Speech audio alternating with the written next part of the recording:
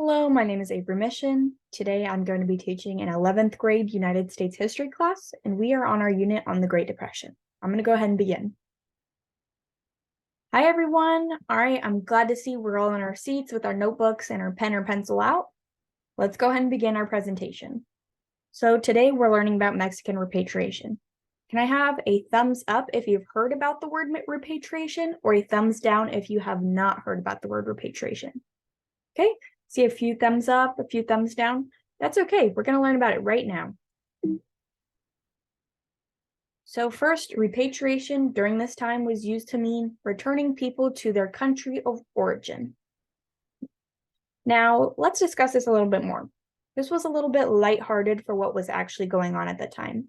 So more appropriate terms we can use now are words such as forced removal, being forcibly removed out of a place, or deportation, or being deported. But during this time, during the Great Depression, people were saying Mexican repatriation, meaning returning people of Mexican descent to Mexico, even if they had never been there before. So that's why we like to use newer, more appropriate terms. Okay, let's go over our agenda for the day so everyone's in the know. Number one, we do our warm-up as always. Today's warm-up is going to be a video. Number two, our lecture is on Mexican American and Mexican immigrant experiences during the Great Depression. Number three, we're doing a quick group activity, which is going to be like a journalism project. And lastly, our homework is 3 to 5 sentence newspaper article due tomorrow. However, don't worry, we're going to have time in class to do it, and it's also going to be due on Canvas. Our content standards we're hitting on is the steps taken by President Herbert Hoover specifically to combat the economic crisis. So let's see his decision-making process and what he decides to do to combat the economic crisis. And secondly, discuss the human toll of the Great Depression and the political movements that it led to. So for our warm-up, I have a quick question for you. We're going to write down your answers, and after we're done watching a video, we're going to share out. So, have you or someone you know ever had to leave your home, even though you didn't want to? What did it feel like? I'll go ahead and give an example first. We could say I transferred high schools, so I felt like I had to leave a lot of my friends and my connections. So that felt a little upsetting to me. Another example I have, this picture on the left actually, is of my great-grandma. She was affected by Mexican repatriation, and she lived in Los Angeles with 5 of her other siblings. And she had to leave some of them behind when she was forcibly removed from her home and taken to Mexico instead. So I bet that could feel really upsetting having to leave your family. So I want you to write down how maybe an instance where you or someone you know felt any type of way because you had to leave. Okay, now keep your thoughts in your head. We're going to watch a story of someone who was affected by Mexican repatriation. Her name is Emilia Castañeda, and she's going to talk about the time when she was a child and her family was just told they needed to leave. It's going to be a 1-minute video clip, and we're going to see her recounting that experience. Let's begin. On a train going to Durango in northern Mexico. We had a trunk, a big trunk. And the first thing that he put in there was his working tools. That's what went in there, and a couple of blankets that we had, a few cooking utensils and dishes, and what little clothing we had. Because we lost everything. We arrived at the train station that was very crowded. People crying, children and adults. I was approached by a man. He says that I could stay here, that I would become a ward of the state. You know, like you hear about these orphanages. I didn't want to be in an orphanage. I wanted to be with my father and my brother. I had a family. Between 300,000 and 500,000. Okay, thank you. I saw you guys were all intently watching. Let's go back to those questions we were answering. So now that we have our personal experiences and we've seen the story of Emilia Castañeda, let's try and think of maybe were there similar feelings? How might she have felt? How does this question help us empathize with Emilia Castañeda? Okay, let's just take a minute to think about that. All right. Would anyone like to share how they believe Emilia Castañeda was feeling? Yeah, Lyric. What made you think that? Okay, because she said she didn't want to leave her family. Yeah, I bet that was emotional. Anyone else? Yeah, George. Okay, she talked a lot about her belongings, so maybe those were something near and dear to her. Exactly. All right, I'm glad you're able to make those connections, especially with your own experiences, so the things going on in the 1920s and 30s. We're going to move right into our essential question for today. If someone could go ahead and read our year-long essential question. Perfect. What does it mean to be an American in modern times? All right. Armani, can you read our unit essential question? How did ordinary people experience the Great Depression? Perfect. I'll go ahead and read our lesson essential question. So, today, what were Mexican American experiences during the Great Depression? Is the question we're trying to answer. Let's break this down really quick. I used Mexican American a little bit broadly. This could be Mexican American citizens, Mexican immigrants who are in America, just Mexican Americans is who we're going to be talking about in this. And see how I underlined the S in experiences? Does anyone know why I did that? Does anyone remember why we did that? Okay, yeah, Jen. Yeah, so there's not just one perspective. I like that. So not one point of view, but there's multiple perspectives. So we don't want to say all Mexican Americans felt this way when maybe there was different experiences going on, and we want to talk about all of them. Good, I like that. All right, let's go ahead and move ahead. We're going to review what we've been working on last week. Last week's essential question was, why was there a Great Depression? We went over our 4 causes here: oversaturated markets, lack of regulation, maldistribution of income, which we really saw by this image we analyzed on the right, as well as worldwide financial systems with, everyone say it together, how much unemployment rate? 24.9, exactly. All right, I think we've got that down. Let's go ahead and move ahead. So we're going to be focusing in on one group today. So that was generally, now we're looking at one group. So employment of Mexican Americans and Mexican immigrants was as agricultural laborers in the construction industry, industrial jobs, railroads, mining, and independent businessmen. All right, let's see how Mexican Americans responded to the Great Depression. Because remember, these events weren't just happening to people, but they were having actions and responses to them as well. So we want to highlight 2 here: unionizing and strikes. We've been over unions before. Can someone remind me what unions mean? Yeah, Gabriela. Okay, yeah, so a coalition of workers kind of forming together to protect their interests. Ooh, that was a good one. You got that right from your notebook. All righty. And then we see that there's over 40 agricultural unions in California alone, mostly made up of Mexican Americans, as well as we see the creation of the International Ladies Garment Workers Union. So this is really significant because it's a women forward. It's for women's work. Great. We're also looking at strikes during this time. So a strike is when you don't go to work in order to fight for an issue you believe in, such as higher pay. We see this a lot in the farm labor union strikes that happen in California. This is because the workers were being paid by the amount of produce they were giving. So they don't get paid by the hour. They get paid by how much produce they give. So that could be as little as 10 to 20 cents during the Great Depression. So obviously they were pretty upset by their lowered wages from 50 cents to 20. So they went on a strike. And next we have the 1933 Los Angeles Garment Workers Strike. We're going to learn more about this ourselves on the next slide. All right, here we have a primary source, and I would like us to analyze it. So can anyone tell me what this primary source is? Yeah, Jess. Okay, easy, a strike call. But what does that mean, Jess? Where would this be given? Who would this be given to? Okay, maybe some workers. Some workers are giving it to other workers. Okay, I like that. Yeah, maybe they're trying to garner some support. Is there anything else that stands out to you? Okay, yeah, it talks a lot about don't go into work. This is your holiday for better pay. So this was obviously a big issue to people at the time. Great. Let's go ahead and move ahead. We're looking at the hostility towards Mexican Americans now. So what was going on during this time where these sentiments came up?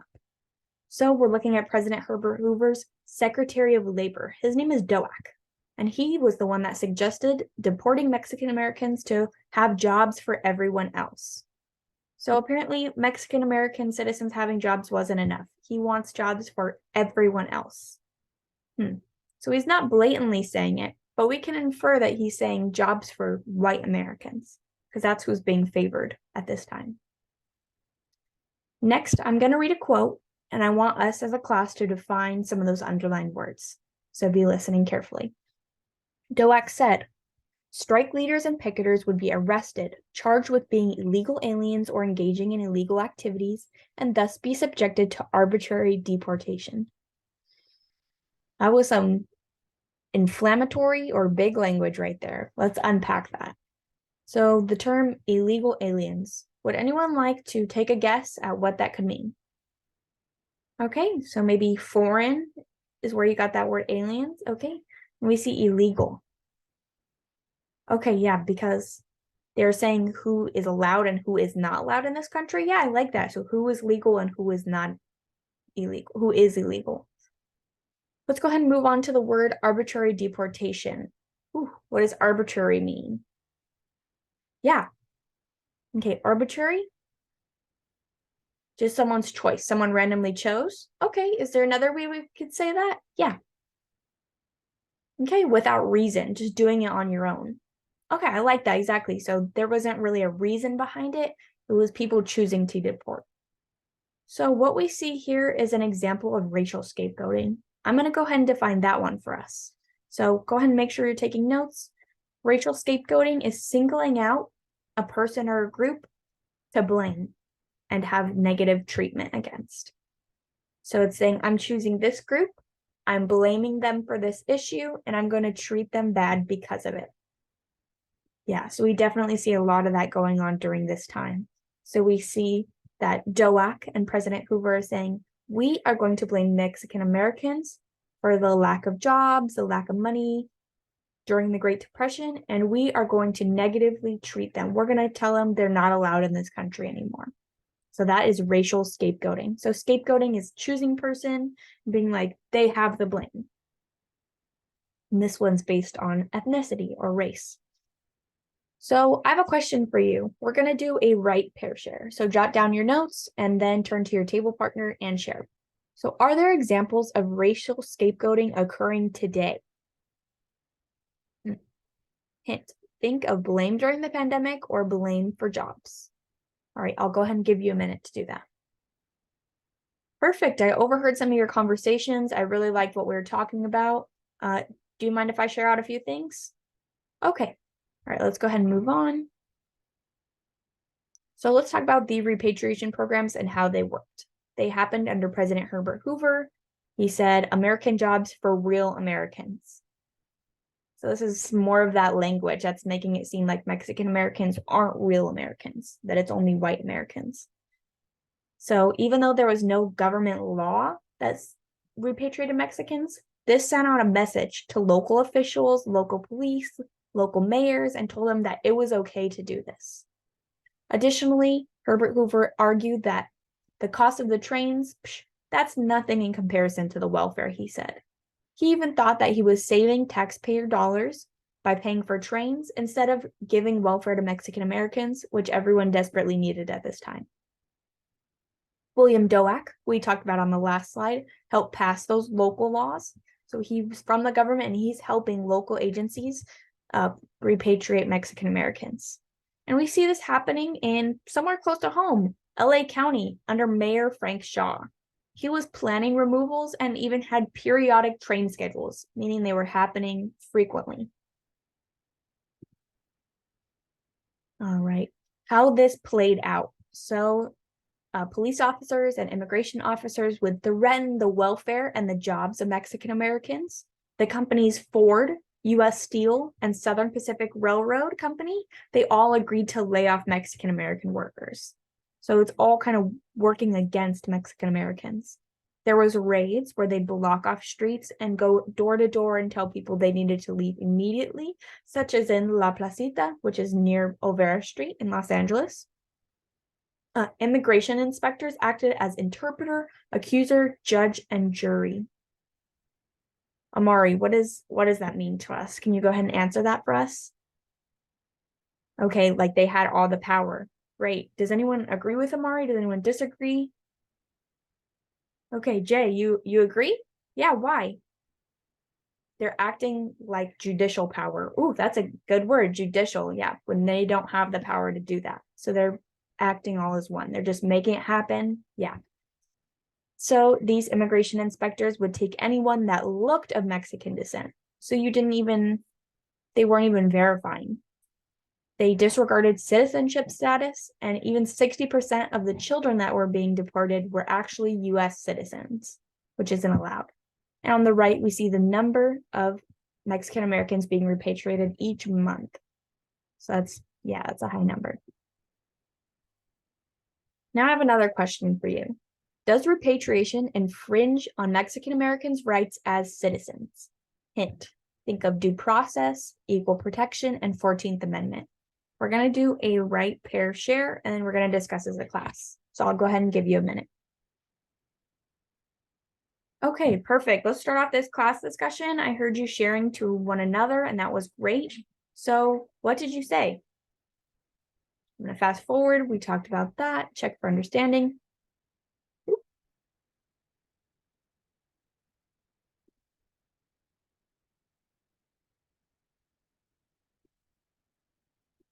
Perfect. Moving ahead.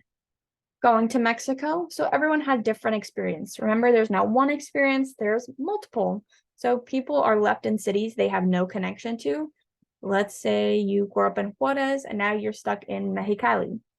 What happened?